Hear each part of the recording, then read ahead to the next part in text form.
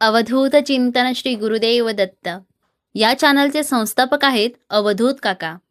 बऱ्याचशा जुन्या व्हिडिओत तुम्ही त्यांचा आवाज ऐकला असेल. त्यातील लिखाणही त्यांचंच होतं. स्वतः कॅमेरासमोर न येता त्यांनी या व्हिडिओच्या माध्यमातून हजारो लोकांना मार्गदर्शन केलं आहे. जवळपास 1,00,000 दत्तभक्तांचा आपला परिवार होत आला आहे. 3-4 महिने आपण मध्येच गॅप दिला होता. काकांनी सांगितलं की आपण असा एक अभिनव कार्यक्रम सुरू करूया, ज्याच्या माध्यमातून अनेक दत्तभक्त आपला अनुभव लाखो भक्तांना सांगतील आणि तो अनुभव येण्यासाठी त्यांनी कोणते उपाय केले हे सांगतील. आपण काही उपाय सांगण्यापेक्षा किंवा मार्गदर्शन करण्यापेक्षा त्यांच्यातल्याच भक्तांनी आपला अनुभव आणि उपाय इतर भक्तांना सांगावेत. अनेक दत्तभक्त आपला अनुभव मेलद्वारे पाठवत आहेत. आम्ही रोज त्यावर व्हिडिओ बनवू, जेणेकरून तुम्हाला त्याचा फायदा होईल. तुम्हीही तुमचा अनुभव आणि त्यावरील उपाय आमच्या या अधिकृत मेलवर पाठवू शकता. आता आपण आजच्या व्हिडिओला सुरुवात करू. हा अनुभव सांगितला आहे रेश्मा डहाळे ताईंनी, ज्या एक निस्सीम दत्तभक्त आहेत. चला तर मग आपण त्यांचा अनुभव ऐकूयात. मी रेश्मा डहाळे. सर्वप्रथम गाणगापूर दत्तात्रेय या चॅनलचे मी मनापासून आभार मानते की त्यांनी मला आलेला दत्त अनुभव आणि त्यासाठी मी कोणता उपाय केला हे लाखो दत्तभक्तांना सांगण्याची संधी दिली. या चॅनलने एक अभिनव कार्यक्रम सुरू केला आहे, ज्यामध्ये जगाच्या कानाकोपऱ्यात असलेला कोणताही दत्तभक्त आपला अनुभव आणि त्यासाठी त्यांनी कोणता उपाय केला हे लाखो लोकांना सांगू शकतो. मला माझ्या नवऱ्याकडून ही माहिती मिळाली. तेही दत्तभक्त आहेत. लगेच मी माझा अनुभव लिहिला आणि त्यांना पाठवला. खरं तर हा आम्हा दोघांना आलेला अनुभव आहे. माझ्या नवऱ्याला आणि मला 14 वर्षे झाली तरी आम्हाला मूल होत नव्हतं. लग्नानंतरची सुरुवातीची 5-6 वर्षे कशी तरी आशेवर गेली. पण जसजसा काळ सरकत गेला, 10 वर्ष झाली, 12 वर्ष झाली, तसतशी आमची चिंता आणि मनातील भीती वाढत गेली. नातेवाईकांचे टोमणे आणि समाजाच्या नजरा आणि लोकांचे प्रश्न यामुळे आमचे जगणे कठीण झाले होते.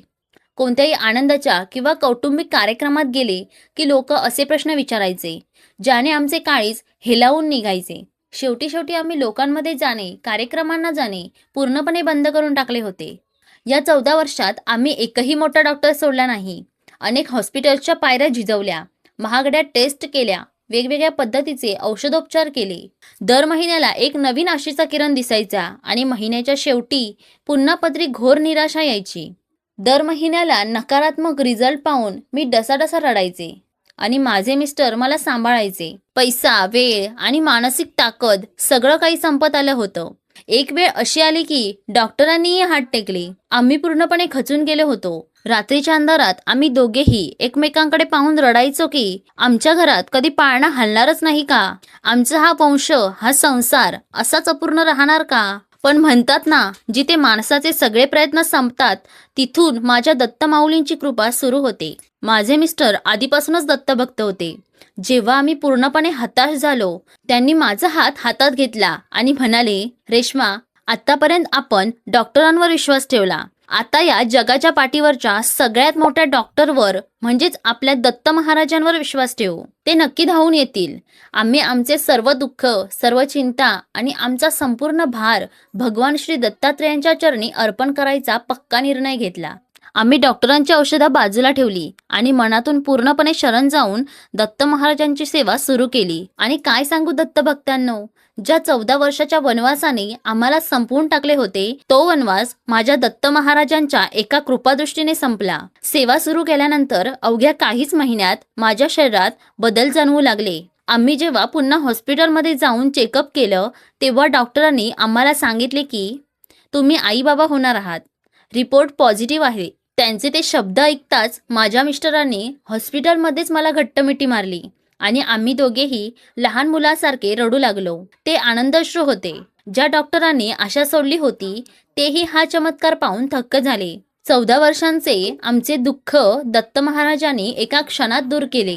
आज माझ्या दत्त माऊलीच्या कृपेने आमच्या घरात बालकाचे हसू आणि किलबिलाट घुमत आहे. आमच्या रिकाम्या पदरात महाराजांनी एवढं मोठं सुख दिलं की आमचा संसार पूर्ण झाला. आम्ही आमच्या मुलाचं नाव श्रीपाद ठेवलं आहे. हा चमत्कार ज्या उपायामुळे आणि सेवेमुळे घडला, तो उपाय मी आता सांगत आहे, जेणेकरून इतर भक्तांनाही याचा लाभ होईल. आम्ही दोघांनी अत्यंत श्रद्धेने मनातील सर्व शंका बाजूला ठेवून आणि कडक नियमाने ही सेवा केली.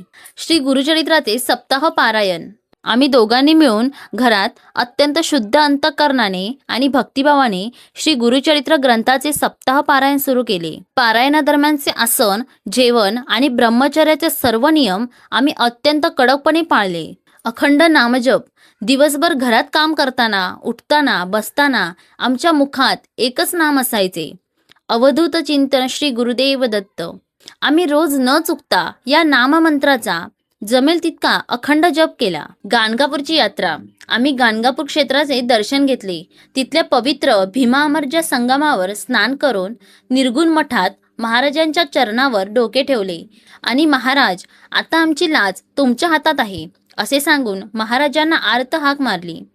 तिथे आम्ही मनोभावे माधुकरी मागून ती ग्रहण केली. शेवटी मी दत्तभक्तांना आणि विशेषतः ज्या माता भगिनींना किंवा जोडप्यांना लग्नाची अनेक वर्ष झाली तरी अपत्याचे सुख नाहीये, त्यांना हात जोडून एवढंच सांगेन, डॉक्टरांचे रिपोर्ट काहीही सांगू देत, लोक कितीही टोमणे मारू देत, तुमची दत्तगुरूंवरील श्रद्धा कमी पडू देऊ नका. संकटे कितीही मोठी असली तरी माझ्या दत्तमाऊलीची माया त्यापेक्षा खूप मोठी आहे.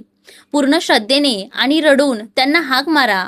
गाणगापूरचा राजा तुमचा हात कधीच सोडणार नाही. अवधूत चिंतन श्री गुरुदेव दत्त. खूपच सुंदर अनुभव आणि तितकाच प्रभावशाली उपाय ताईंनी सांगितला. वाचून आणि ऐकून खूपच बरं वाटलं. या दाम्पत्याचं अभिनंदन आणि त्यांना पुढील आनंदी आयुष्यासाठी खूप शुभेच्छा.